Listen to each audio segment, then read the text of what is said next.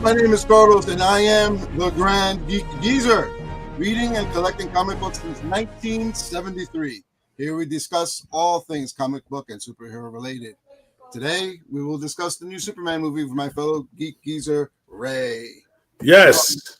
Hi, everybody. I have no idea what comics are about, but I'm going to try my best. No, that's not true. You told me I know.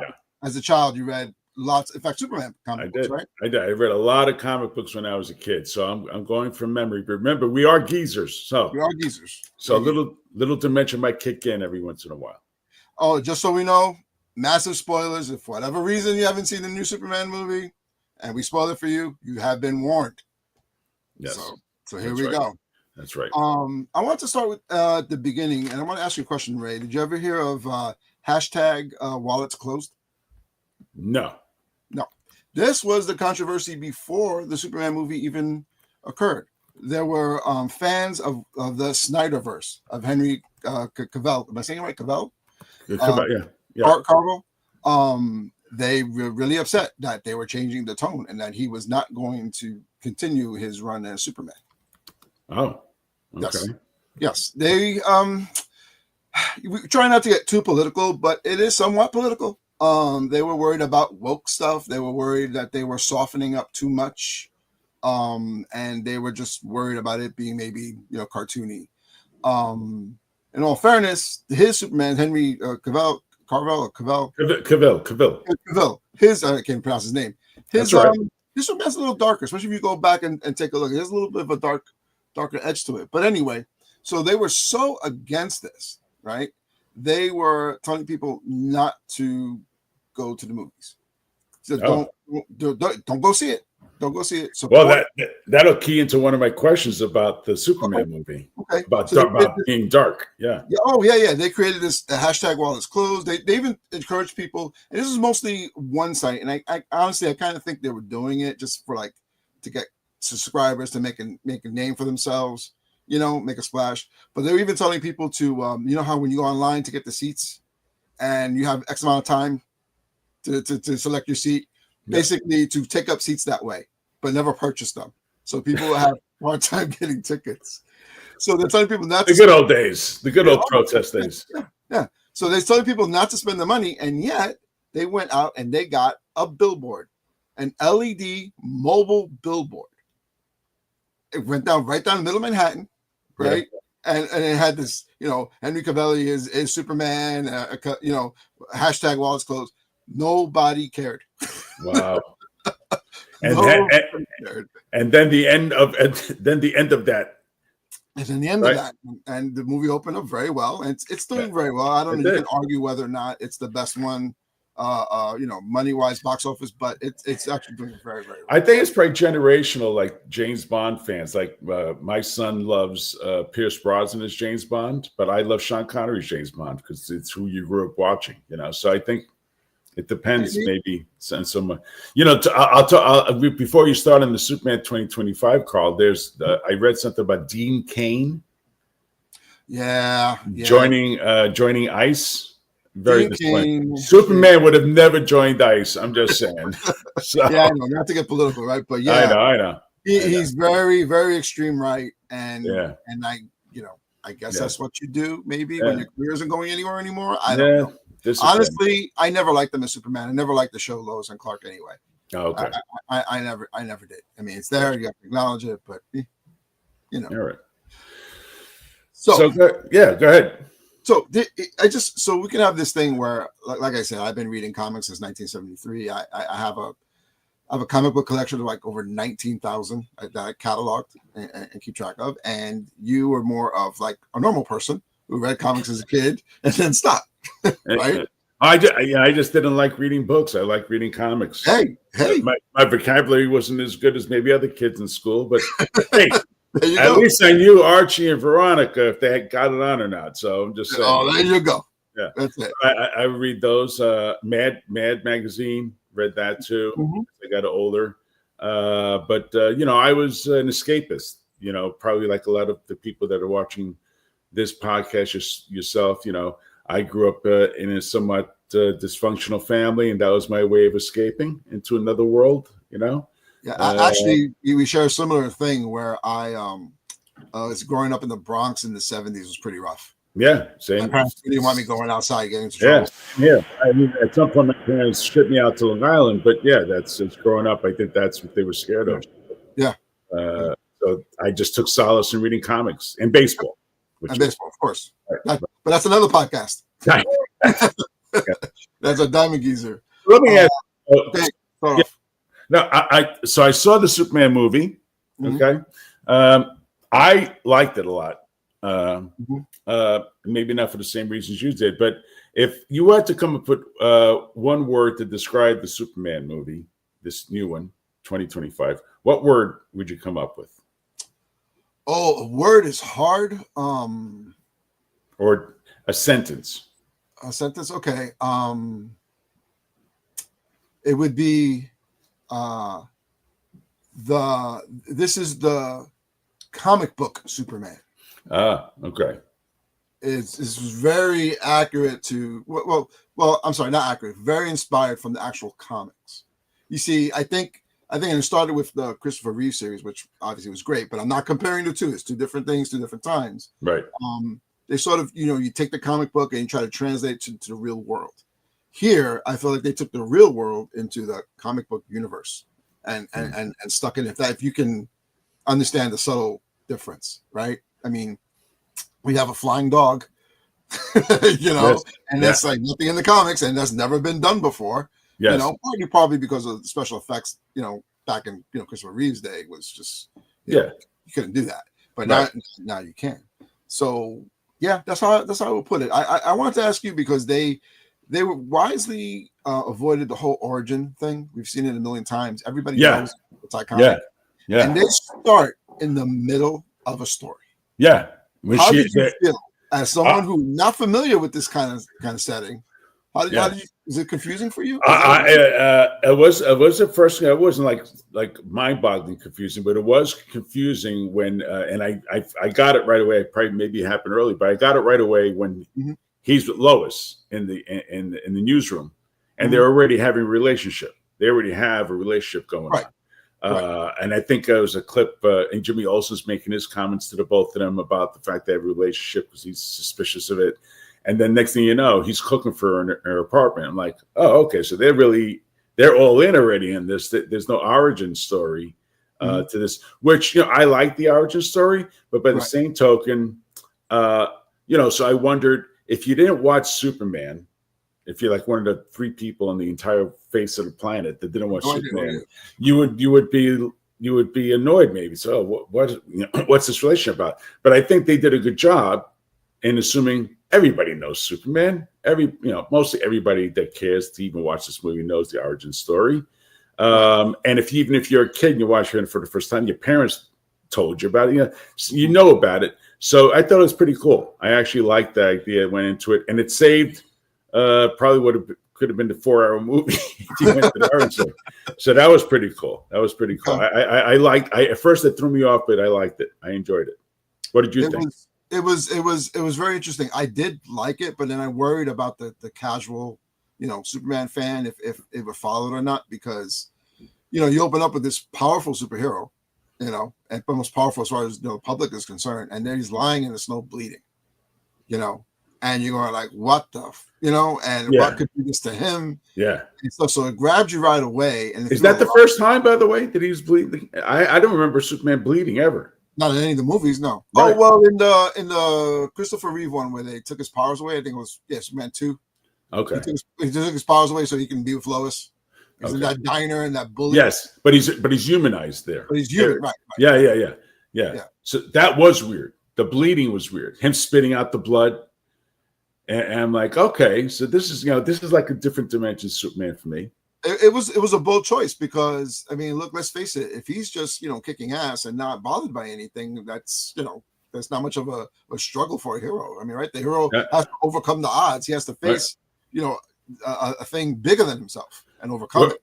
Right. What I thought about right away when he was bleeding was what is it that he faced that caused him to bleed? Because if he's sort of indestructible, whatever this thing must have been stronger than him. So right away, I'm thinking, what is it that he's facing? Because he was in a fight, right? Because he's Right. all marked up. I'm thinking, what the hell did this then? You see, and that's an excellent point. It even though it starts off with a lot right away, it also sucks you in at the same time, because Yes. even I'm wondering what the hell did this to him. Right. That was starting this way. And Right. but it surprised me. I Yeah. just thought we were going to be like, hey, rocket from the baby, the exploding planet, blah blah blah. No, Yeah. this was really, it was really good. It Yeah. did grab your attention right away. Yeah, and you he wasn't bleeding from hitting the ground. I don't know how Right. yeah, it was whatever this. So, yeah, so right away I'm wondering what's this a fight about? I like the dog, by the way. I like the dog, and honestly, the dog really is the one that saves everybody. Right? No, he steals every scene. He does. He does. It was a very bold choice. I mean, it's part of the Superman mythology. I mean, he appeared. I forgot. I'm not one of those guys that remember the exact comic and issue number, but suffice to say, he appeared at the 50s. Yep. And he was originally with Superboy. That might make my other fellow geeks feel better about that. Yeah. But he's been around for a long time. In fact, even Martin Martin's Day found a way to incorporate him and use him. Yeah. And go ahead. No, go ahead. Yeah. And again, another bold choice. And I understood that James Gunn, and I don't remember the quote exactly, but he was inspired by his dog. When he looked at his dog and then made him think of Crypto, he figured out a way to ground Superman to for us to make him more relatable. Yeah, that's interesting. Okay. Yeah. Well, because go ahead. Although the cousin came in and sort of, that was a weird. We'll hit that. We'll hit that. Yeah. We'll hit that later on. Yeah. But in going so far with the beginning, introducing he started hitting all the points. People might argue he's just a Boy Scout, whatever. But Superman does have weaknesses. His love for life, right? That can right.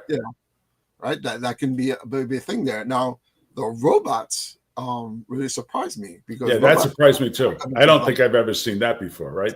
I know. Is that from the comics? Yes, absolutely. It is. And there's different variations. There's the funky 1950s look kind of, these guys had, and then there's robots that look exactly like him. And then there's robots that they have the costume, but they look metallic, or like him. And it's never so much that he's so smart enough to build them as much as the parents provided the technology. Like his Fortress of Solitude, has a certain amount of things. Like, we use AI to create things. He used Kryptonian AI to make robots, Right. So here's a big question I have. I don't know, and I think you're the guy to answer this because you're the expert on this. This whole thing about the messaging getting cut off, and then in actuality, the message that they were giving to him is that you need to destroy this planet or take over this, not destroy, but take over the planet and be like this supreme leader, not the whole goody two shoes. Is that from the comics? That's made up? It's exaggerated for the movies. When they redid his origin in the 80s, they were kind of just repulsed because we were savages and compared to their sophisticated society. But they figured he would do well there because he would have so much power than the normal human, okay. He can thrive there. So they kind of took that and exaggerated and made it bigger. But it worked. It wasn't the worst thing. It worked. I mean, I do have a little bit of a problem with it, but it's okay. Yeah. So it's funny you said, so they're saying something that could be interpreted two ways. They're saying something in a very factual matter of fact way. Like, yeah, these people are weak people. They're lesser than us, but they're not saying it like to belittle them. They're just talking that way. They're just acknowledging the truth, right? That was the way it was more. And the news, Lex Luthor's controlled the news. We'll get to Lex Luthor in a second. They twist it around. Yes. To even though that is what they said. Right. It's not really what they meant. They didn't mean for him to be an ogre to go in and take over, right? I mean, yeah. Right. In the comics, especially his mother was so repulsed because I think Jor-El picks up on an image from Kansas, and have a farmer, and he's working just his jeans, and he's baling hay, and he's bare chested, and she was so repulsed, by the savagery of the planet. How can we send our son there? And he's like, well, he'll have more powers than they are. Well, he'll be safe, and that kind of stuff. None of this justice stuff that they did in the Reeve kind of thing. But still, it was interesting. So, some dark moments. First Moment. of all, Lex Luthor is extremely dark. The darkest Lex Luthor you'll ever see. Dark, yeah, dark, very dark. The scene where the friend of Clark Kent was shot in the head. Not even a friend, right? He was a bystander who wanted to help Superman. Yeah, no, but he knew him from before. He knew him from before. I think he says, "Oh, remember me? You saved my life," something like that. Yeah, Superman. Yes. And so he wanted to return the favor to Superman. Yes. So he gets shot in the freaking head. I mean, they don't show the actual shooting, but they show him sitting in a chair from a shot far away. He's getting shot in the head by Lex Luthor. I'm like mind blown.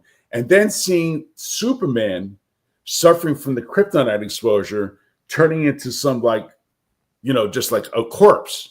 Like he's like a dying corpse as he's being exposed to. I mean, that was so dark. And I thought to myself, what how kids are they gonna get traumatized? What did you think of that? I don't know.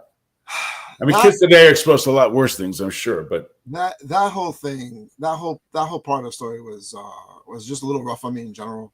It was very emotional, very relatable to a fear that the average person would it means nothing to this very powerful man, and he can represent a corporation or himself, and that life doesn't mean anything. And how many times we hear nowadays where decisions are made that are really going to affect people's lives and possibly kill them, and they just sign a paper and like nobody cares. So Superman's cry was kind of like my cry. It was very deep. I saw it with my two daughters. One's 17 and one is 8, and they were just okay because it's like Lex Luthor is just a really, really bad guy. And you got to show the difference, right? It's like Superman's there saving a squirrel because all life is sacred, and you have Lex Luthor who doesn't care about life. It's not sacred. I'm sacred. What I'm doing is important. You don't matter. You're a means to an end, and if you don't, then you're gone. Right. And you really need to show the difference, right? I mean, your hero's only as good as your villain. And it was very powerful because we're pretty much in a comic book movie, and we're borrowing all these elements from a lighter time in our history, right? From the 50s, we got the robots, you got the dog, and here you go, this horrible scene, but very, very powerful. Very, very powerful. I'll say this. I know that this movie got criticized for being too woke. I mean, my opinion is that it's not woke. That's just Superman, right? That's just the way Superman is. Superman is like cares. Is an emotional person, cares about humanity more than ironically enough, we care about each other, right? Well, that's the thing. It fits into the mythology. Superman is the defender of life. It wasn't out of character for him at all. Life of all kinds, right? Life of all kinds, because let me just this way: the citizens of Metropolis are in awe of him and his powers. He is in awe of us because we do not have his powers. And we face all kinds of challenges, and yet we keep going, and we do appreciate life. Oh, he is. That's interesting. Oh, absolutely. He admired us. He's in awe of us. Which is the opposite of Lex Luthor. Lex Luthor sees us all as like means to an end, and he sees us as he's actually a guy that's the most powerful person in the universe. Sees us as like, wow, you're not like me, yet you're able to do good things. So but good things as much as we do a lot of bad things too. You should be in awe of me. I would be number one in this world right now. It has not been for you, and you're not even from here. Gotcha. And how can we trust you? He knows he knows how he wields his power. As far as he's concerned, some of it might even be an act, or he wouldn't be shocked if one day he turns on us. Which again is taken from the comics. There are in the modern day comic, there are people who are like, well, look, this guy's really, really powerful. Yeah. And if he gets pissed off one day, what the hell? How's that affect him? Which again, very realistic. But this is where I think the genius of that movie. So given that his real parents had a different approach of how they viewed us, it's his adoptive parents are the ones who instilled in him the goodness that can be in all of us. And the core values, and that's what defines him to be who he is, Yes. even though his parents gave him. And that's why at the end of the movie, when he wants to hear his parents, he's not hearing his original parents, his biological parents. He's now hearing and seeing clips from his parents from Kansas. Is it Kansas? Yes. Yeah. I thought that was well done. I thought that was well done. Yeah. I mean, he's there to inspire us, which is really kind of funny too, because he's considered the first superhero, right? And when he came out, then a flood of other, characters come out. So right. In real life and in the pages, he's supposed to inspire us. Metropolis is the gleaming city, and this is, hope representing all those things. Spot on. I mean, and then also the little choices that they made. I think James Gunn didn't want to do with the red tights part, right? But the actor Devin Cornsweet, he wanted the trunks. Okay. He thought that Superman would not want to look scary. It kind of grounded him a little bit more, looking like a wrestler in those stuff like that. Yeah.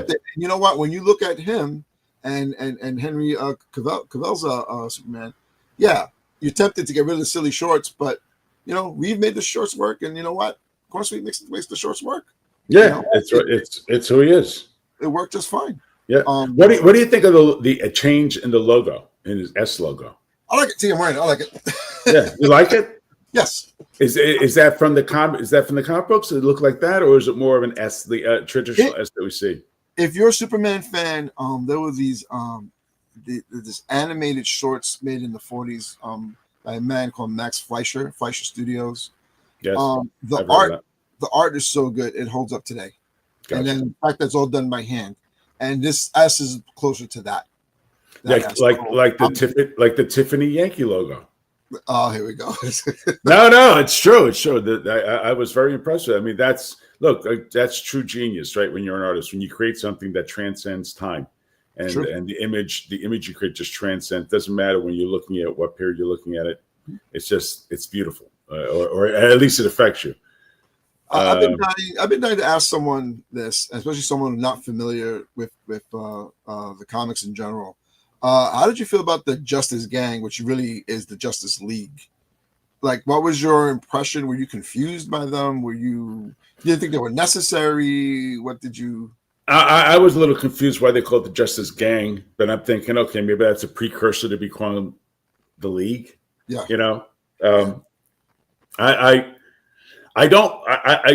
I think they try hard, but maybe sometimes hard to do, to keep the same actors playing the same roles. Mm-hmm. Right. That's not easy to do, especially when you're going a franchise that's going on for 20, 30, 40 years. How are you going to keep the same guy doing it? The guy or whoever it is, male or female, is getting older, so you got to switch it out. Right. So it threw me off a little bit. I know that it got criticized because it wasn't a true Superman movie. He had all this other stuff going on. But I think, look, that the genius of Marvel and DC Comics is that they give you hints of what's going to come forward in the next movie and future movies. I think is that the reason why? It was a creative choice. I mean, they didn't have to have the Justice League there. There were many variations of the Justice League they could have chose. Even then, they picked one that's kind of close to, I want to say the 90s or early 2000s. But even then, they mixed it up. That Mr. Terrific was like not part of the Justice League that they were going for, but he served the purpose. They needed a genius superhero, and he is a genius superhero in the universe. Although I will say this though, I don't know. I mean, this is where sometimes you're too much of a geek, too much of the comics. I never imagined his voice sounding like that. I thought his voice sounded just kind of corny, angry, 1970s black man kind of voice, and that's not Mr. Terrific. He's very, I never heard of that character, by the way. I never knew about that. He's originally from the 1940s, from a team called the Justice Society. Gotcha. And even then, that's a legacy team. And even then, he's not even the original Mr. Terrific. He's just the current one. Gotcha. Who they modified. Right. Right. I mean, they redid it. It wasn't like they did it just for the sake of doing it. They would, at least I don't to know. To their credit, they didn't have to do it, right? But when they did it, at least they weaved it in to make sense with what was happening. Yes, yes, Right? yes. A lot of times these extra characters they throw in, they feel forced. They're just throwing it in, yeah. Yeah, this does not feel forced. This feel like this is the world. We're starting right here, and this is where everything is right now. So just try to follow as we show you all the pieces that are already here. And I find historically DC always dropped the ball on that. They threw in a character, like where's the character fitting in? On this one, at least to their credit, they sort of realized, you know what, we got to make this work and weave it into the story better. Like the way Marvel does. Like the way Marvel does. Marvel always weaves their characters in. They don't just show up just to show up. You know, that's ironic because Marvel actually did that in the comics, and that made them different off the gate for whatever reason. Gotcha. They didn't use fake cities like Metropolis. They used New York City. They used Los Angeles, and bam, you know, there's Spider-Man here. Daredevil swinging by, and they were the first people to do that. It was so rare in the DC comic. They stood in their own city, and that was it. They got together with Justice League, and then that was it. Yeah. So I don't know. I think as far as movies go, I hope now with the Gunn leading them in the same direction, they were all over the place, right? Because it's confusing. The Joker, that movie Joker with what's that was really good, but then the sequel wasn't. Then where does that take place? That's obviously not a superhero thing. And then you're making a Joker movie without Batman. What? That to me is more of a director just trying to put his imprint on something. It's like, you know what? Your job as a director is make sure you create the image that everybody is familiar with, not to go too far afield. I think when it comes to these movies, it's the same thing with Bond. If they did a Bond movie, some guy wanted to make Bond to be someone totally different than his character, I would hate it. It's like, that's not your job. Just direct the Bond movie. Shut up. But how would you feel at the end of the Bond movie? Moneypenny comes in because she's drunk and wanting to party because that Supergirl thing at the end. Yeah, I did not care. What was that? That was weird. I did not care for that. It did not fit the tone of the movie either. Yeah, I found it weird. I didn't like. I thought you brought up the point the other day that it was, I don't want to say misogynistic, but it was like, why is it the girl is like the party girl and like I don't know. It was just weird. It was a weird. I mean, it's hard because after I saw that scene and I criticized it, it was like Supergirl's a party girl, and basically you're saying that well, they said she wants to get drunk, but then it's like you're supposed to get drunk and get laid under a red sun because she doesn't have any powers. Yeah. And I'm like, that's not Supergirl. And I realize he does have a problem with Supergirl. Yeah, her personality pretty much is the same as Superman. Yeah, right. And you got to reach for something different. I don't know if that was the different thing. It wasn't like when he was a teenage boy that he got drunk and partied, right? So, I mean, it was strange. Maybe her parents were bad parents. Yeah, right. That's you'll find out. Even then, what interpretation they're going to use? There's one interpretation where she, a variation where she was sent to take care of him because she was that age and he was a baby. And then something happened and time warp, whatever like that. She shows up later, but the same age, whatever like that. And he tries to hide her from the world, but then it's a whole mess. Back then, they didn't care about that stuff. So in terms of going forward, do you think there's a hint of how this Superman will interact with Batman, Wonder Woman going forward? Now that's hard. I don't see the Superman interacting well with the current Batman. It just feels different. It doesn't feel like they're part of the same universe to me. Okay. But I'm not sure how they're gonna go with that. I'm not sure how they're gonna go with the Supergirl thing. Evidently, there's gonna be a Supergirl movie before another Superman. So I don't know. And then clearly it'll start with her being drunk in a bar. Yeah, exactly. Like what kind of movie is that? I don't. Hey, I don't know. Other than the Justice League thing now, I don't know. They're just. I hope they just avoid the temptation of rushing it. Marvel did it really slow and it worked really well. Maybe too well because then afterwards it was like, well, your movie sucked now. But they set the bar so high, there was always going to be a problem. And then I see here these guys trying to rush it. I don't know how is it a consistent flow of Superman, Batman, Wonder Woman movies. I don't know why they screwed that up. I don't know why it was so hard. People have many different theories, corporate this and that. I don't know, but hopefully they can go forward and straighten it out because, Gal Gadot, I thought to me she is Wonder Woman, and now they're not going to use her. So I don't know. I don't know. We're going to do that. All right. Any other thoughts? Anything? Other questions? No, you answered pretty much at least my thoughts. Hopefully, I'm voicing the thoughts of many who saw it that are not as expert on this stuff as you are. But Not expert. I just picked you're up the Grand Geek Geezer. What are you talking about? 1973 and never put them down. That's Right. that's the only problem there. Okay, so I guess we hit the end of this little discussion. So what do you think? Next week, Fantastic Four movie review? I believe so. Okay. Fantastic. Great. We won't be doing movie reviews. We'll do other things, but for right now, that's what we're gonna have at the moment. Please like and subscribe, and also we are part of the up and coming Geezer Network. I'm also a part of the Diamond Geezers with our co-hosts Pete and Vinny, who are not here. So check them out also. And all right, take care, Carl. bye. Bye-bye.